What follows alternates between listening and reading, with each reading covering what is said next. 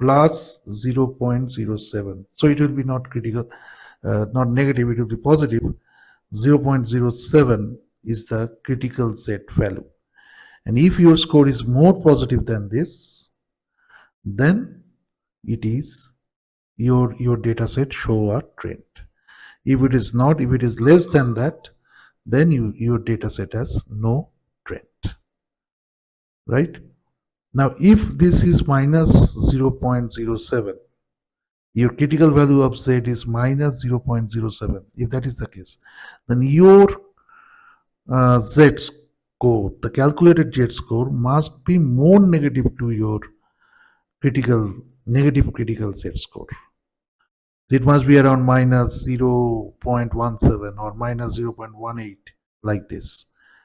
If that is the case, then your data set has a trend.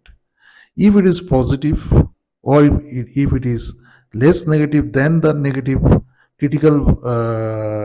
critical Z score, then it doesn't show any trend. Okay, so with this, let us move to the next part.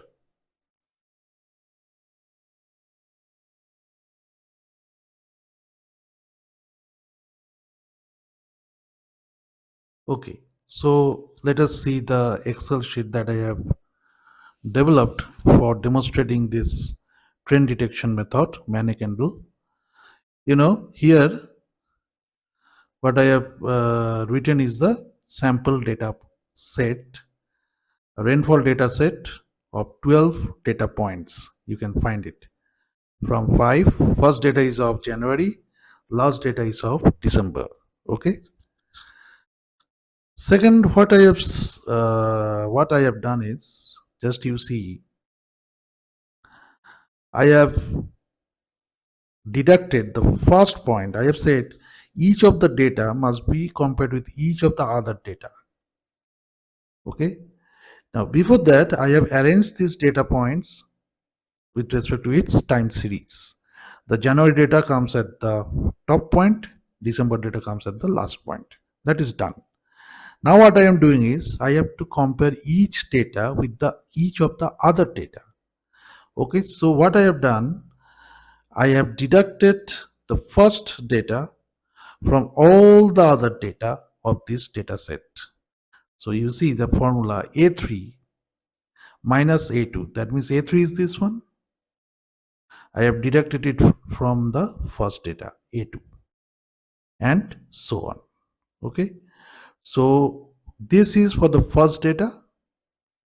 So as you see, this 10, 20, all are positive, which indicate they are greater than my first data. So I have given a plus sign. If it is negative, then I have given a minus sign, like is this case. Here I have deducted the second data from all the other data. As the comparison between the first and second data is already done, so I have not deducted my first data or my second data from the first data, right? Because already I have deducted it, compared this first and second.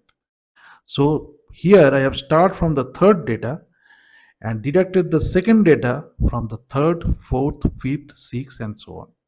And the results are given here. If the results are positive, then a plus sign is given. If the results are negative, like this case, my last data and my second data, you see my second data is greater than my last data, so a minus sign is given. Okay, so this is the way I have done. So in this column I have deducted all the other data. I have deducted my third data from all the other data except the first two data. Third data from all the other data, all this data, except 5 and 15, which are my first two data. So if it is positive, I have given plus. If it is negative, I have given minus. Clear? So this is what we have done. and accordingly we have made the